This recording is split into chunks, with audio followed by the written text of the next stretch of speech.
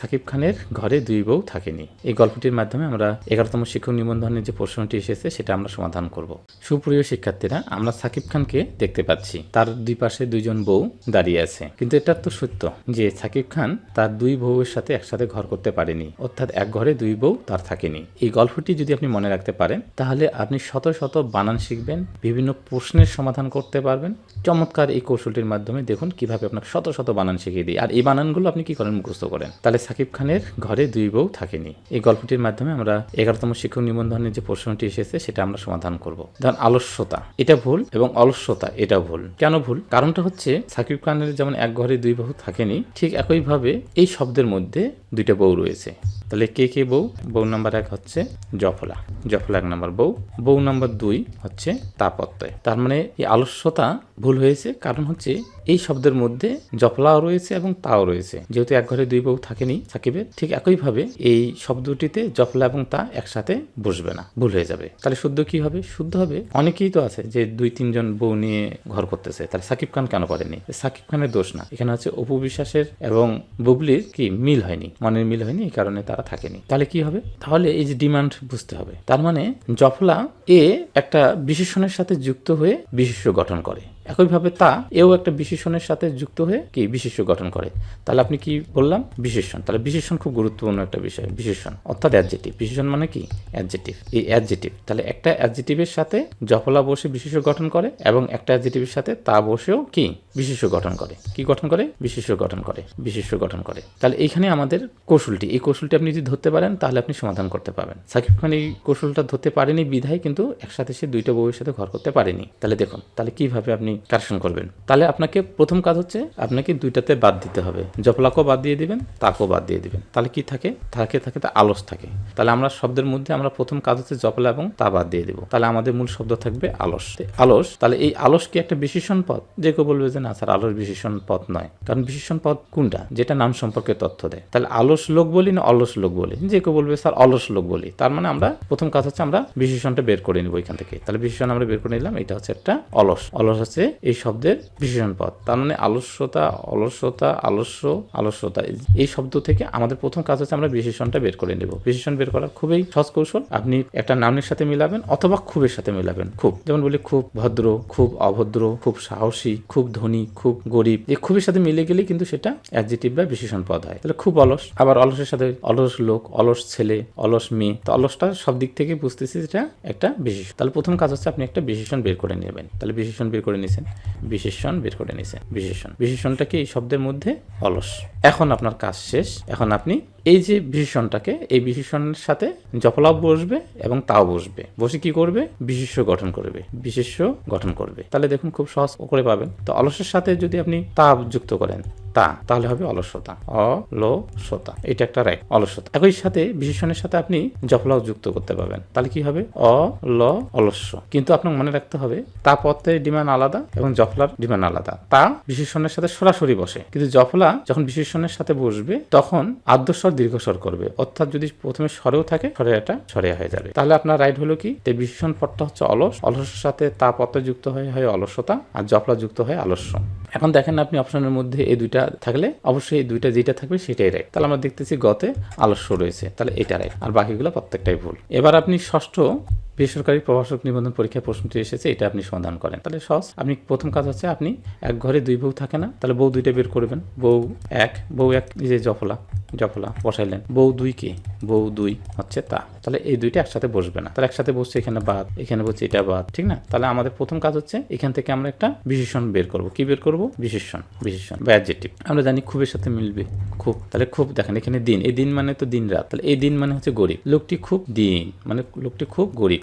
এই দিন, দিন মানে হচ্ছে আমাদের গরিব, গরিব। তাহলে আপনি বিশেষণটা পেয়ে গেছেন। তাহলে আপনি জানেন যে বিশেষণ যখন পাবেন, ঠিক না? বিশেষণ যখন আমরা পাবো তখন আমাদের কাজ কি? তখন আমরা এই বিশেষণের সাথে আমাদের তা প্রত্যয় সরাসরি বসবে। বসবে, বিশেষণের সাথে কি আমাদের তা প্রত্যয় সরাসরি বসবে, তাহলে দীর্ঘতা, এটা রাইট, দীর্ঘতা রাইট। আরেকটা কি হবে, আমাদের জফলাও যুক্ত করতে পারবো, জফলাও যুক্ত করতে পারবো। জফলা যুক্ত করলে আমাদের আদর্শ দীর্ঘস্বর হবে, তাহলে কি হবে, তাহলে এই যে আমাদের দীর্ঘিকার আছে, দীর্ঘিকার হয়ে যায় ঐকার। আদর্শ দীর্ঘস্বর নিয়ে আমরা কিছুক্ষণ পরে দেখে দিচ্ছি আমাদের মাতৃভাষা বই থেকে। তাহলে দৈন্য, তাহলে আমাদের কি হলো, তাহলে আমাদের প্রথম কাজ হচ্ছে বিশেষণটা বের করে নিতে হবে। বিশেষণটা যখনই আপনি বের করবেন, অ্যাডজেক্টিভটা যখনই বের করবেন, এর সাথে তা প্রত্যয় সরাসরি যুক্ত হয়ে রাইট হবে, অথবা জফলাও যুক্ত করতে পারেন। জফলা যুক্ত করলে আদর্শ দীর্ঘস্বর হবে। তাহলে এই যে দীর্ঘিকার ছিল, এই দীর্ঘিকার ঐকার হয়ে গেছে দৈন্য। তাহলে অপশনে আমাদের আছে এখানে দেখি সরাসরি আমাদের দীর্ঘতা আছে, তাহলে এটা রাইট। আর দৈন্য নেই এখানে, দেখুন দৈন্য কোথাও নেই, যেকোনো একটা থাকে। এই হচ্ছে আমাদের মাতৃভাষা বই। মাতৃভাষা বইতে আমরা সাকিব খানের বৌদি বুঝাইনি, আমরা এখানে বুঝিয়েছি এক বনে দুই বাঘ থাকে না। একই ঘটনা, এক বনে দুই বাঘ থাকে না।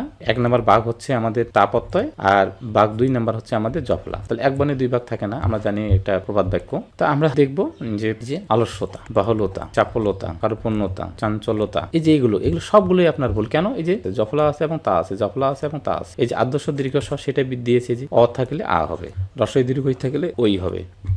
এগুলো তো আমরা মানে প্রত্যেকটা হাতে কলমে শেখাবো। যখন আপনি পেইড ব্যাচে ভর্তি হবেন, আরো চমৎকার গল্প রয়েছে, আমাদের ছন্দ রয়েছে, কোট রয়েছে, অনেক কিছু আপনি শিখতে পারবেন আমাদের পেইড ব্যাচগুলোতে। তাহলে দেখেন এগুলো প্রত্যেকটাই ভুল। যে তা প্রত্যয় যুক্ত করবে, তাহলে মূল শব্দটা হচ্ছে অ্যাডজেক্টিভ বের করতে হবে। তাহলে অলসের মূল শব্দটা আছে কি, খুব অলস। বহুলতার মূল শব্দ হচ্ছে কি, বহুল। চপলতার মূল শব্দটা আছে খুবই চপল। এগুলো তো আমরা অ্যাডজেক্টিভ গুলো কিভাবে বের করবো, এগুলো আমরা হাতে কলমে প্রত্যেকটাই শেখাবো, যে কিভাবে আপনি অ্যাডজেক্টিভ বের করবেন। তারপরে এর সাথে তা প্রত্যয় যুক্ত করে আপনি রাইট করতে পারবেন, এবং জফলা যুক্ত করেও রাইট করতে পারবেন। জফলা যুক্ত করবেন তখন আদর্শ দীর্ঘস্বর হবে। তাহলে এইভাবে প্রত্যেকটা জিনিস আপনাকে ধরে ধরে পড়ানো হবে। এই যে দেখেন, এই যে একটা জাহাঙ্গীরনগর বিশ্ববিদ্যালয়ে এসেছে, তাহলে এটার সঠিক কি হবে, এই যে জফলা এবং তা আছে, তার মানে এটা ভুল। তাহলে মূল শব্দটা আছে, আমাদেরকে প্রথম কাজ হচ্ছে আমরা অ্যাডজেক্টিভটা বের করবো। খুবই সুন্দর, খুবই সুন্দর, খুবই সুন্দরটা হচ্ছে অ্যাডজেক্টিভ। তাই সুন্দরের সাথে আমাদের তা প্রত্যয় যুক্ত করতে পারবো, সুন্দরতা, তাহলে এখানে নাই। অথবা আমরা জফলা যুক্ত করব, জফলা যুক্ত করলে আদর্শ দীর্ঘ রস্বর হয়ে যাবে ঔকার। তাহলে সুন্দর, এই যে জফলা যুক্ত করলাম, জফলা যুক্ত করলে আদর্শ দীর্ঘস্বর হবে। তাহলে যে রাইট হবে এটা। তাহলে আমরা প্রত্যেকটা প্রশ্নের সমাধান করব, সেটা পেইড ব্যাচে। সুপ্রিয় শিক্ষার্থীরা, 18তম শিক্ষক নিবন্ধনের প্রশ্নের সমাধান করব। এই প্রশ্নটি আবার 35তম বিশেষ পরীক্ষায় আসে, আবার এই প্রশ্নটি আবার 32তম বিশেষ পরীক্ষায় আসে, এটা আবার প্রাইমারি পরীক্ষায় আসে, এটা আবার বিশ্ববিদ্যালয়ে আসে। তার মানে একই প্রশ্ন ঘুরে ফিরে বিভিন্ন পরীক্ষায় আসে। কেন আসে, কারণ এই বানানগুলো মুখস্থ করে স্টুডেন্টরা শিখে, এই কারণে পরীক্ষার হলে গিয়ে ভুল করে। তাহলে আমরা এমন কিছু কৌশল শেখাবো, কখনোই এই বানানগুলো ভুল হবে না। শুধু তাই নয়, এই শব্দের অর্থ কি, নিশিথিনী শব্দের অর্থ কি সেটা পারবো, এবং এই শব্দটা গঠিত হতে ব্যাকরণে কি কি প্রয়োগ হয়েছে সেগুলো আমরা ব্যাখ্যা দেব। তাহলে এই প্রশ্নটি আসলে আপনি পারতেছেন। এর বাইরেও যদি প্রশ্ন করে সেটাও পারবেন। এর বাইরে কিন্তু প্রশ্ন করছে অলরেডি, সেটাও আমরা দেখিয়ে দিব। তাহলে দেখুন এই প্রশ্নটি কিভাবে মনে রাখবেন। এই বানানটি মনে রাখতে গেলে প্রথমে যে বিষয়টা মনে রাখতে হবে সেটা হচ্ছে নিশা। নিশা, এই নিশা শব্দের সাথে যখন একটা আমরা প্রত্যয় যুক্ত করব, প্রত্যয়টা হচ্ছে ইথো প্রত্যয়, ইথো প্রত্যয়, তখন শব্দটা গঠিত হয় নিশীথ, নিশীথ। তাহলে দেখুন আমরা মূল শব্দটা কি পাইলাম, মূল শব্দটা হচ্ছে নিশা। নিশা মানে রাত। আর এর সাথে যে ইথো নামের একটা প্রত্যয় যুক্ত হলো, এটা কেমন অর্থ দেয়, এটা হচ্ছে গভীরতা। তাহলে ইথো প্রত্যয় যখন যুক্ত হবে তখন এই রাত আর রাত থাকবে না, তখন হয়ে যাবে গভীর রাত। তাহলে নিশীথ মানে কি, নিশীথ মানে হচ্ছে গভীর রাত। তাহলে আমাদের কোনোটাই মুখস্থ করতে হলো না। নিশা মানে রাত, এটা আমরা যখন জানবো তখন এর সাথে যে ইথো প্রত্যয় যুক্ত হয়ে যে নিশীথ বানানটা গঠিত হয়, সেটা কিন্তু আমাদের মুখস্থ করতে হইলো না। এবং নিশীথ শব্দের অর্থ গভীর রাত, এটা কি মুখস্থ করতে হইলো না, কারণ আমরা বুঝে ফেলছি যে নিশা মানে রাত আর ইথো প্রত্যয় যুক্ত হলে গভীরতা অর্থ দেয়। তাহলে হয়ে যাবে নিশীথ মানে হচ্ছে গভীর রাত। তাহলে আমরা জানি যে নিশীথ মানে রাত, তাহলে হবে নিশীথ মানে রাত না, নিশীথ মানে হচ্ছে গভীর রাত, মানে মধ্যরাত। এবার এর সাথে যদি আমরা একটা নি প্রত্যয় যুক্ত করি, নি, তাহলে এটা একটা কি, এটা একটা প্রত্যয়। এই প্রত্যয়টা স্ত্রীলিঙ্গ অর্থে ব্যবহার হয়, স্ত্রীলিঙ্গ অর্থে ব্যবহার হয়। তাহলে মূল শব্দটা কি দাঁড়াবে, মূল শব্দ দাঁড়াবে নিশিথিনী। তাহলে দেখুন নিশিথিনী বানাটার ভুল কোনো সুযোগ আছে নেই। এই যে নি প্রত্যয়টা, নি প্রত্যয় যদি যুক্ত হয় তার পূর্বে অবশ্যই রস্বইকার হবে। তাহলে এটা তো শিখলাম। এবার আমরা নিশিথিনী শব্দের অর্থ আর মুখস্থ করে আমাদের মনে রাখতে হবে না। তাই নিশিথিনী মানে রাত, এটা কাব্যিক ভাবে হয়, কিন্তু আসলে নিশিথিনী মানে রাত নয়। তাহলে নিশিথিনী মানে হচ্ছে এই নি মানে কি, নি মানে আমরা স্ত্রীলিঙ্গ, তার মানে নি মানে হচ্ছে একজন নারী। আর নিশীথ মানে কি, নিশীথ মানে হচ্ছে গভীর রাত। তার মানে কি দাঁড়াইলো, গভীর রাতের একজন নারীকে নিশিথিনী বলা হয়। তাহলে দেখুন নিশিথিনী বানানটা এখন পারবেন, এর অর্থ কি সেটা পারবেন। যদি পরীক্ষায় আসে নিশিথিনী শব্দের অর্থ কি, তাহলে আপনি বলবেন যে নিশিথিনী শব্দের অর্থ হচ্ছে গভীর গভীর রাত, এবং পড়তে আপনাকে অনেক আনন্দ লাগলো। তাহলে কোন বানানটি সঠিক? তাহলে এখন যে কোনো স্টুডেন্ট বলবে স্যার এটা সঠিক, কারণ নিশীথ থেকে নিষিদ্ধ হয়েছে আর নিষিদ্ধ থেকে নিষিদ্ধিনী হয়েছে, তাহলে অবশ্যই অ্যান্সার হচ্ছে আমাদের গ রাইট। তাহলে এইভাবে যখন বুঝে পড়বেন তখন কিন্তু আপনি অনেকগুলো বিষয় এখান থেকে শিখে ফেলেছেন। এবার দেখিয়ে দিই আপনি কি কি বিষয় এখান থেকে শিখছেন, এবং এখান থেকে অন্য টাইপেরও প্রশ্ন আসলে আপনি সেগুলো সমাধান করতে পারবেন।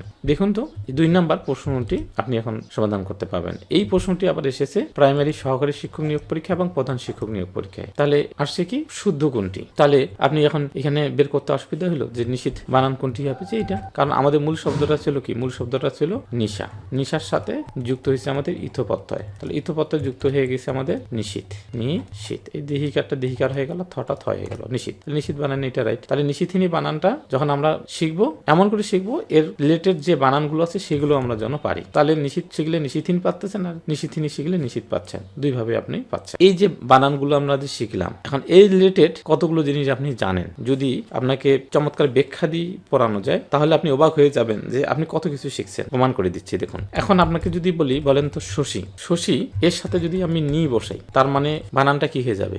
বানানটা হবে শোষিনী। কেন শোষিনী হবে? কারণ আপনি জানেন যে নি এমন একটি প্রত্যয় যেটা স্ত্রীলিঙ্গ অর্থে ব্যবহার হয়, স্ত্রীবাচক, আর নি যখন বসবে তার পূর্বে বানানটা রস্বীকার হয়ে যাবে, তো হয়ে গেছে। এখন শোষিনী মানে কি এখন পাবেন। তাহলে শোষিনী মানে আমরা জানি যে এটা একটা নারী ব্যবহার হয়, নারী অর্থে ব্যবহার হয়, নারীরা কি আমরা দেবী বলি। তো শশী মানে কি? শশী মানে হচ্ছে চাঁদ। তার মানে এইটা আপনি সহজে শিখে ফেললেন যে শোষিনী মানে হচ্ছে চাঁদ নারী বা চাঁদ দেবী। তাহলে মুখস্থ করতে হইলো না। এই যে পড়ানোর যে কৌশলগুলো, এটাই হচ্ছে মেন। কৌশল দিয়ে যে পড়াশোনা করবে সে যে কোনো পরীক্ষায় টিকবে, শিক্ষক নিবন্ধন শুধু না, প্রাইমারি হোক, বিসিএস ক্যাডার হোক, যে কোনো জায়গায় সে খুব সহজে টিকে যাবে। এখন কিরিট মানে কি? কিরিট মানে মুকুট। কিরিট মানে কি? কিরিট মানে হচ্ছে মুকুট, মুকুট। আচ্ছা, এর সাথে যদি আমি এখন নি বসে দিই, নি, তাহলে কি হবে? তাহলে আগে আমরা বানানটা লিখি, কি রি কিরি টিনি, টি নি, কারণ আমরা কিছুক্ষণ আগে শিখছি যে শেষে নি হলে তার পূর্বে রসিকার হবে। তার মানে আমরা জানি এটা নারী, এটা একটা নারী, তার মানে নারী। কিরিট মানে মুকুট, মুকুট কোথায় পড়ে? মাথায় পড়ে। যে নারীর মাথায় মুকুট থাকে তাকে বলা হয় কিরিটিনী। যে নারীর মাথায় মুকুট থাকে সে কি? অবশ্যই আমাদের রানী, তাহলে রাজা রানী, এই রানীকে বলা হয় কিরিটিনী। তাহলে এই যে দেখেন, বুঝে পড়লে আপনি চমৎকার বিষয়গুলো আপনি শিখবেন। তো এগুলো কিন্তু আমরা পেট বেসে আলোচনা করব।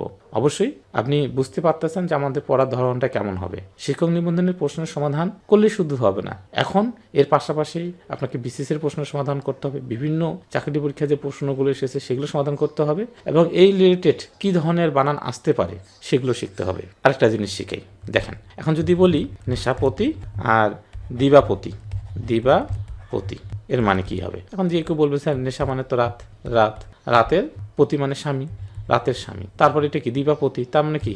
দিনের স্বামী। তাহলে রাতের স্বামী কে? রাতের স্বামী হচ্ছে চাঁদ। কেন?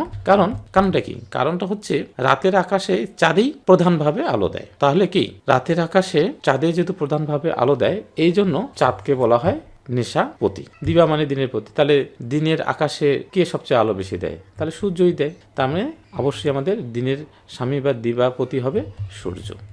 তাহলে দেখুন, এই যে নেশা বা নিশি জিনিসটা যদি আপনি না বুঝেন তাহলে কিন্তু এই বিষয়গুলো আপনি বুঝবেন না। এরকম অসংখ্য জিনিস রয়েছে যে বিষয়গুলো আমরা পেট বেসে পড়াবো। আশা করি চমৎকারভাবে আপনি A to Z বাংলার শিখতে পারবেন হাতে কলমে। এবার আমরা একটা বিজ্ঞাপন নিয়ে আলোচনা করব। অবশ্যই ভর্তি হতে চাইলে আমাদের কোর্সে এই বিজ্ঞাপনটি খুব মনোযোগ সহকারে শুনবেন। সুপ্রিয় শিক্ষার্থীরা, আমরা শিক্ষক নিবন্ধনের প্রশ্নের সমাধান করব। প্রথম যে প্রশ্নটি সমাধান করব এটি 17তম বেসরকারি প্রভাষক নিবন্ধন 2022 সালে এসেছে। প্রশ্নটি হচ্ছে কোনটি শুদ্ধ বানান। কোনটি শুদ্ধ বানান আমরা এগুলো মুখস্থ করি, মুখস্থ করা যাবে না। তাহলে কি করতে হবে? তাহলে আপনাকে কৌশলের মাধ্যমে শিখতে হবে, তাহলে বানান আপনি খুব সহজে মনে রাখতে পারবেন। আর শিক্ষক নিবন্ধন পরীক্ষায় বানান শুদ্ধিকরণ থেকে প্রশ্ন আসেনি, এইরকম শিক্ষক নিবন্ধন প্রশ্ন আপনি বের করতে পারবেন না। তার মানে অবশ্যই শিক্ষক নিবন্ধন থেকে একটা প্রশ্ন আসবে, আর সামনে কিন্তু বিশাল একটা শিক্ষক নিবন্ধনের সার্কুলার চলে আসতেছে। তাহলে কিভাবে আপনি প্রস্তুতিটা নেবেন দেখুন, আমরা দেখিয়ে দিব যে মুখস্থ না করে আপনি বানান শুদ্ধিকরণ মনে রাখতে পারবেন। তাহলে সাহিত্য মানে কি? সাহিত্য মানে হচ্ছে স যোগ আয়ত। এটা যদি আপনি জানেন তাহলে সাহিত্য বানানটা আপনাকে মুখস্থ করতে হবে না, স যোগ আয়ত। আয়ত্ত বানানটা আসলে প্রবলেম। আয়ত্ত বানানটা হয় আ অন্তস্তীয় তয়ে ত বফলা দিয়ে দেয়, এটা ভুল বানান। আবার আয়ত্ত বানানটা অনেকে মনে করতে পারে সরেয়া অন্তস্থীয় তয় বফলা, এটাও ভুল বানান। আয়ত্ত বানান কখনোই বফলা যুক্ত হবে না, শুধু হবে সরেয়া অন্তস্থীয় তয় ত, আয়ত্ত। এখন তাহলে সাহিত্য মানে কি? স মানে হচ্ছে নিজ, আর আয়ত্ত মানে হচ্ছে অধীন। তাহলে এখন যদি বলে যে সাহিত্য মানে কি, তাহলে নিজ অধীন, নিজ অধীন যেটাই সেটাই হচ্ছে সাহিত্য। তাহলে কোনটা বানান হবে? 100% গ নাম্বারটা রাইট হবে। এখন এই রিলেটেড আরো কিছু বানান মনে রাখেন। যেমন আপনাকে যদি বলি স্বাধীন, স যোগ অধীন, স যোগ অধীন সমান সমান স্বাধীন। তাহলে যে নিজের অধীনে সেই হচ্ছে স্বাধীন। যেমন বাংলাদেশ একটা স্বাধীন দেশ, এখন কারো অধীনে না, সে নিজের অধীনে। তাহলে এই স মানে নিজ। আবার বলি যে তুমি স্বপক্ষে বলো, স্বপক্ষে বলো, তার মানে স মানে নিজ পক্ষে বলো, তার মানে স মানে হচ্ছে নিজ। তাহলে স বানানে অবশ্যই বফলা হবে, শয় ব। আর আয়ত্ত বানানে অবশ্যই শুধু স্বরে অন্তস্থীয় তয়ত হবে। তাহলে সন্ধি বিচ্ছেদের মাধ্যমে এই বানানটা গঠিত হয়েছে। এখন দেখেন সহযোগ আয়ত্ত সমান সমান কি হবে?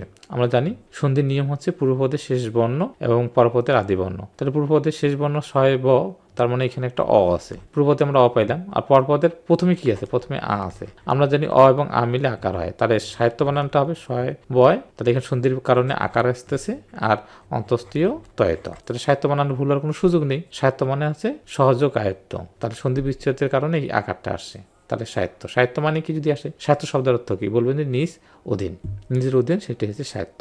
তাহলে স্বাধীন, তাহলে সহযোগ অধীন স্বাধীন। তাহলে সন্ধি বিচ্ছেদের কারণে দেখেন সহযোগ অ, তাই এখানে অ আছে, এখানে অ আছে। আমরা জানি অ মিলে আকার হয়, তাহলে স্বাধীন, এই যে স্বাধীন হয়ে গেল। তাহলে স্বাধীনের সন্ধি বিচ্ছেদ হলো। তারপর কি সাহিত্যের সন্ধি বিচ্ছেদ যদি আসে তাহলে আপনি পারলেন। সাহিত্য শব্দের অর্থ কি পারলেন, বানানটা আর মুখস্থ করতে হচ্ছে না যে কোনটি শুদ্ধ বানান, এইটা হবে সহযোগ আয়ত্ত, সেটা হচ্ছে সাহিত্য। সাহিত্য শব্দের অর্থ কি? নিজ অধীন। সাহিত্যের সন্ধি বিচ্ছেদ কি? সহযোগ আয়ত্ত, হয়ে গেল।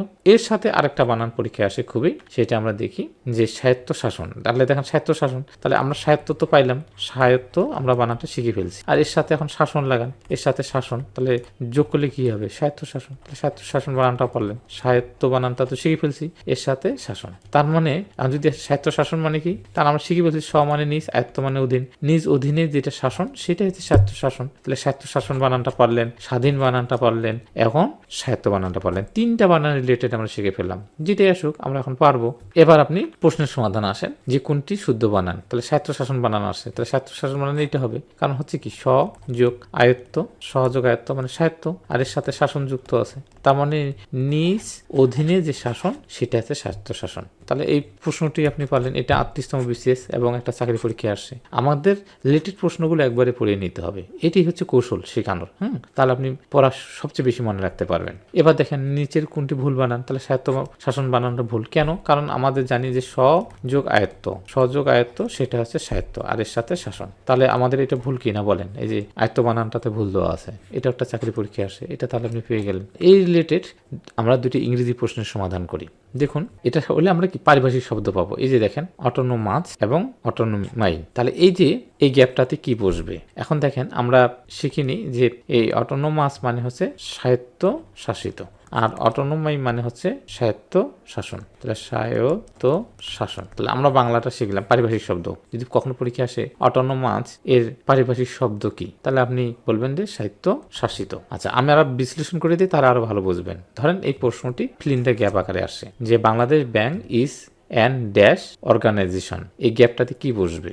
অটোনোমাস বসবে না অটোনোমাই বসবে? আপনি যদি এই রুলটা জানেন যে অ্যানটা হচ্ছে ডিটারমিনার এবং এটা অর্গানাইজেশন হচ্ছে সংযুক্ত হলে নাউন হয়, তাহলে ডিটারমিনার এবং নাউনের মাঝখানে কি বসে? সবাই জানে যে ডিটারমিনার এবং নাউনের মাঝখানে একটা অ্যাডজেক্টিভ বসে। এখন প্রশ্ন হচ্ছে অ্যাডজেক্টিভ কোনটা, অটোনোমাস না অটোনোমাই? খুব সহজভাবে আমরা জানি ও ইউ এস যদি শব্দের শেষে যুক্ত হয় তাহলে সেটা অ্যাডজেক্টিভ হয়, তার মানে এটা একটা অ্যাডজেক্টিভ। তাহলে অ্যান্সার হবে আমাদের এইটা। কেন? কারণ ডিটারমিনার এবং নাউনের মাঝখানে একটা অ্যাডজেক্টিভ হবে, যেমন ডেঞ্জার ডেঞ্জারাস, আস যুক্ত হলে অ্যাডজেক্টিভ হয়, তাহলে আমাদের এখানে অপশন হবে অটোনোমাস। একইভাবে আমাদের 2 নম্বর প্রশ্নটা, the central bank has dash in policy making, তা এখানে কি হবে?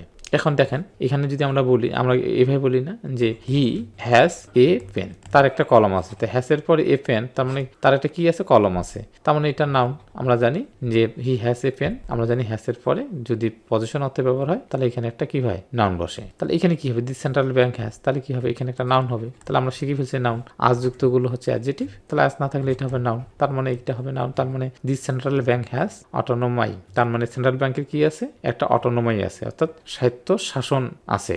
ইন পলিসি মেকিং, পলিসি মানে কি?